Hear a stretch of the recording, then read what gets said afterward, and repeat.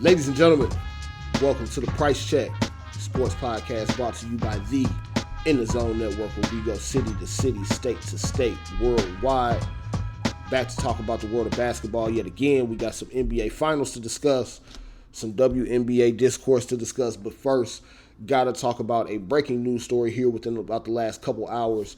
Dan Hurley informed Adrian Wojnarowski of ESPN that he is deciding to stay at UConn as their head men's basketball coach and will be turning down the offer that he received from the Los Angeles Lakers to become their next basketball coach. An offer to the tune of 6 years, $70 million. Turn that down, will get about 6 years, $50 million to stay at UConn and chase a third straight national championship this upcoming season. So what does that mean for the Lakers? They'll continue their head coaching search, still have candidates like ESPN's J.J. Redick, of course, J.J. Redick of the Mind the Game podcast with LeBron James, as well as former Charlotte Hornets head coach James Borrego. Those two guys still leading candidates amongst others right now. And, of course, the Lakers have said that they plan to make a head coaching hire here no later than the NBA draft later this month. So, interesting decision there by Dan Hurley, but ultimately a decision that isn't super surprising. We've seen a number of college coaches get cold feet when it comes time to consider NBA head coaching jobs. We've also seen some go into the NBA ranks and not necessarily do as well as they thought and go back to college. So I think for Dan Hurley, wanted to, probably do what was most comfortable for him, and also a job that he's shown to be exceptional at. So he's built a great program there at UConn. So, of course, don't think that that's going to stop here anytime soon. But, of course, for us Lakers fans, hoping that we would get a coach of that stature in the building. But at this point, just on to the next. So we move on to the next story now, which is, of course, on-court basketball in the NBA Finals. Celtics now out to a 2-0 lead in that series after winning games 1 and 2 in Boston here over the weekend. Couple different stories that go into both of these games. Game 1, of course, they shot the lights out of the arena there, went 7 for 15 from three-point range in the first quarter of that game, ultimately got out to as big as a 30-point lead in that game as well, and really just seemed to be comfortable in that game in a way that Dallas was not. Luka, of course, was the main person to show up for Dallas as he's done all season long, but really nobody else amongst that supporting cast, including Kyrie Irving, that has been able to shoulder some of that responsibility of getting those wins for that team. So Kristaps Porzingis, of course, being the main story from Game 1, his energy and the way he played, especially defensively, getting some key blocks early on in that one, and then of course Game 2. Last night, you had Jrue Holiday really being the hero of that one. 26 points, 11 rebounds, some big shots, but also some great defense, primarily on Kyrie Irving, but also got switched on to Luka Doncic a couple times as well. And so what you've seen so far defensively for the Celtics is that they are not afraid at all of just playing Luka straight up and switching everything on the screens that he's looking for. He's trying to mismatch hunt, but really doesn't have the mismatches that he's had in some of the previous series leading up to this point. So you've seen guys like Jaylen Brown, Jrue Holiday be totally fine with letting Luka get his off. You also saw Dallas a little bit last night surprisingly try to go at Jason Tatum when they could. Not really sure, kind of what the thought process was behind that part of the game plan, but that's one area that they seem to try to attack a lot more in Game 2 than they did in Game 1. And, of course, Jrue Holiday is the primary defender on Kyrie Irving this series, has been exceptional. Kyrie this series shooting 13 for 37 from the field, has a total of 28 points, and 0 for 8 from three-point range. And I think even more disturbing than the 0 for 8 from three-point range, he's only 10 for 31 in shots coming off the dribble in this series. And so what that tells me is that, or even, for those at home, what it shows us is that he's not getting to the spots that he wants to get to, or at least not being able to get comfortable shots and getting to the spots that he likes to get to off the dribble. So definitely something to watch moving forward in this series as we go to Dallas for games 3 and 4, because if Kyrie is going to continue to play like this, it's probably going to end up in a sweep. Dallas is going to need Kyrie specifically. We say somebody else, but Kyrie specifically is going to have to be the one that steps up for that team if they're going to be able to win a game, let alone try to come back and win the entire series. We talked about Jason Tatum a little bit. The shot has not been there for him with 6 of 22 last night, but still impacted the game. 18 points, 12 assists, 9 rebounds. A lot of the media is probably going to be on that narrative, which Jason Kidd even mentioned, calling Jaylen Brown the Celtics' best player.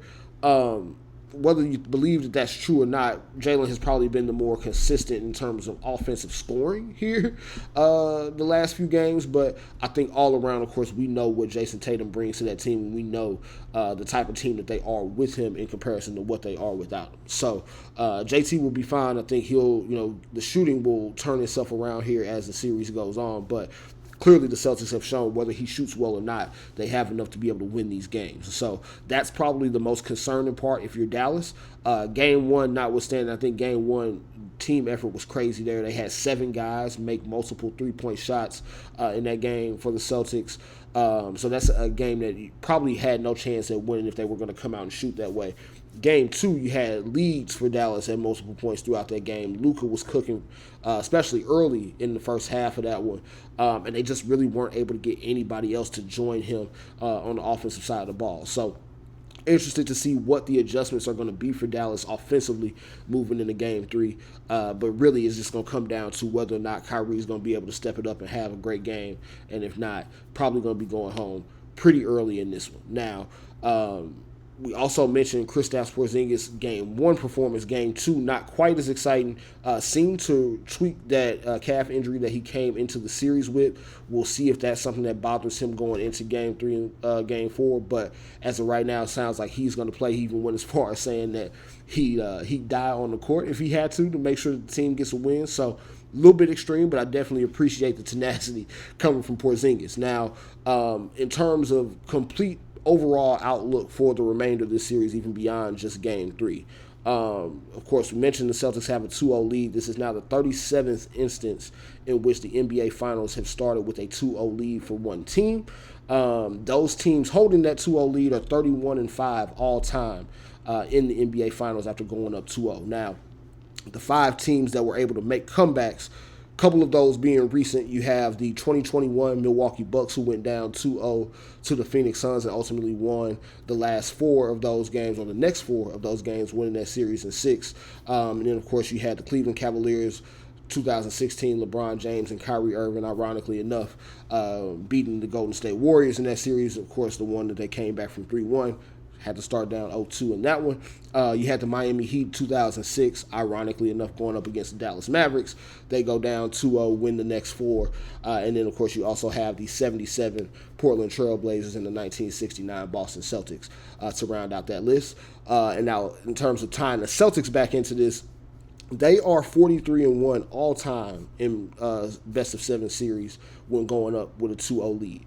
The one time they lost the series, 2018, to Cleveland Cavaliers and LeBron James. So much younger team in 2018 than they are now. And I think when you take all of the history and the trends into effect, it's looking like they got a pretty good stranglehold on this series and are halfway home to clinching banner number 18 there in Boston. So I do expect Dallas to come out and shoot better in Game 3. I expect their role players to be a little bit better equipped being at home. Also feel like Luka's going to move a little bit better at home than he has here in the first 2 games, having his home medical staff there to be able to kind of tend to some of those injuries. But he's definitely looked a step or 2 slow in these 2 games compared to the Minnesota series before this one. So we'll see how that continues to play out, but not looking great right now if you were a Dallas Mavericks fan or somebody that's rooting for them to beat Boston here in this series. Now, before we go, of course, that'll do it for the NBA Finals talk, but got to touch on some WNBA talk, specifically the Caitlin Clark discourse.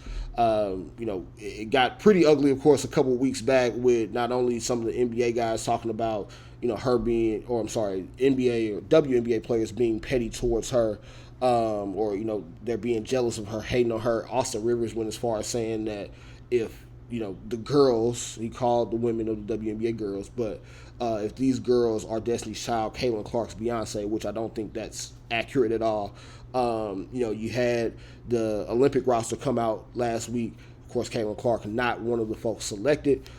She had perfect response to it, giving her something to work towards, and I think that's the outlook to have. I also think if you're a Caitlin Clark fan, you probably would prefer that she gets the opportunity to rest during the time of the Olympics that are going to happen here midway through the WNBA season, as opposed to having to go over to Paris and continue to play more basketball, especially considering that she only had about a month between when her college season ended and when the WNBA season picked up. So, bigger parts of this, though, I think the outrage is unnecessary. Borderline idiotic at this point.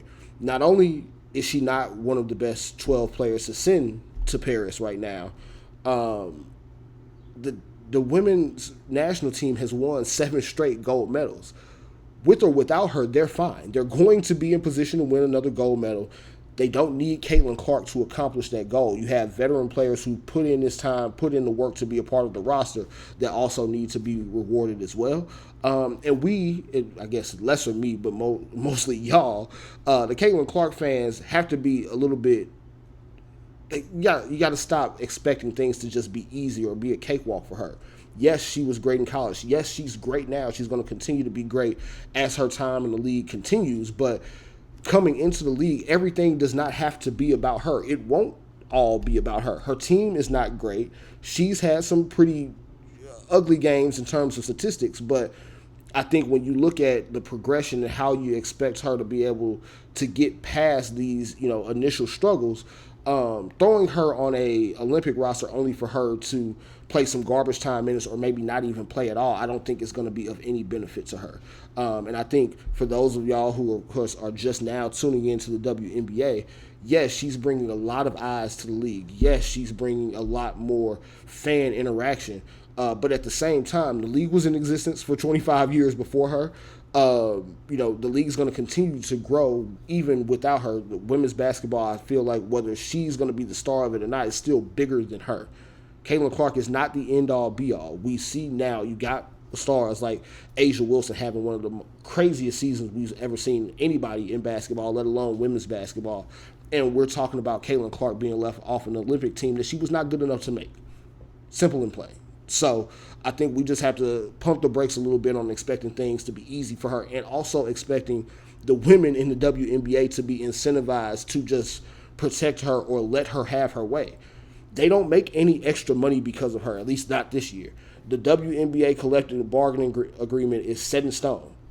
They have an opt-out at the end of this year, but unless they opt out, that collective bargaining agreement is set in stone until 2027, meaning things like TV revenue, overall player revenue, things like that are set in stone. Whether Caitlin Clark brings in 10 million viewers or 10, it doesn't matter. Those things are going to be as they are for the foreseeable future. So thinking that these WNBA players have to bow down to her or make it so that she feels welcome is not realistic. It's idiotic. So I'm stepping off my soapbox. That's the end of it for me today, but definitely had to get that off my chest a little bit because I just think the conversation around the game could be so much better and could be geared towards players that are having great seasons outside of just this thing where we expect Caitlin Clark to be a basketball god on earth, and it's just not really the case. So, rant over with, podcast over with. That'll do it for us here on the Price Check today. Of course, make sure you continue to like, share, subscribe on YouTube, follow us on Instagram, follow us on TikTok. And until next time, ladies and gentlemen, I'm your host, Josh Price. Check it out.